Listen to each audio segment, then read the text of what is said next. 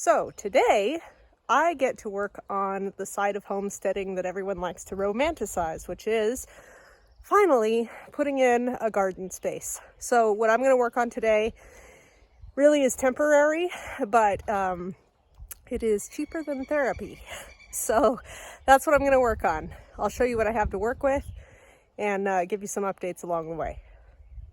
Okay, so this is where I'm going to put the temporary garden space. It's going to be about a 10 by 10 foot area. That is how much chicken wire I think I have. And also it's about as much lumber as I have right now. So I am not going to put the garden space on top of the leach field, which is where I'm standing, because you really don't want to disturb your leach field. But I am going to put it right below the leach field. And some people might think that's gross. I do not. I think it's good fertilizer and water conservation practice. Eventually, this whole area will be garden space.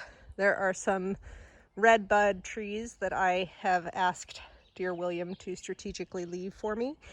And there's actually a native gooseberry plant over here. So eventually I'll build those features, as it were, into the garden space, and I'm really excited. I think it's going to be a really perfect spot, close to the house, directly downstream from the gray water holding tank, and should work out nicely.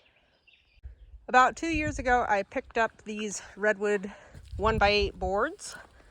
They are 4 feet long, and I'm going to make 4 beds out of them. And I have some scrap 4x4, some of which came out of that lumber pile that you've heard me talk about as well. And I also have this roll of chicken wire in the back of the pickup, and some fence stakes and a fence stake pounder. All right, I have just refreshed my memory on the length of these boards, and it turns out they're 5 feet long, which is awesome. Gives me a little more growing space. And also what they don't teach you in high school woodshop class is that wheelbarrows make passable sawhorses, as long as you're very careful not to put weight in the wrong spot.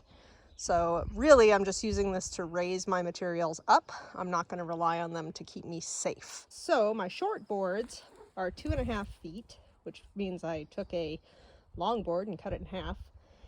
And my 4x4s that are going to go in the corners are 9 inches, which means that they will extend 1 inch above the garden bed. The reason that I've done that is because I want to leave myself the opportunity to stretch frost protection cloth over the top, so I can put my plants in the ground before potentially the end of the frost.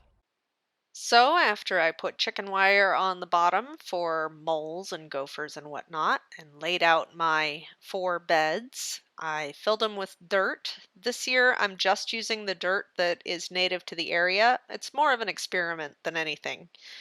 And then Clara and I got to transplant her marigolds and tomatoes that she had grown from seed. She got a holiday gift for those. They're doing quite well, as are the green beans that we planted and some pumpkin plants that volunteered from a day of target practice over 2 years ago now. I am mulching the garden with seaweed, actually. It's an invasive pond weed. I've never had it before, but it cropped up this year in the pond. So Clara and I dragged it out, and I'm using it as mulch. Not only will that help shade the roots and conserve water, but it's a great nitrogen fixer for the soil. So I'm really excited to see what happens.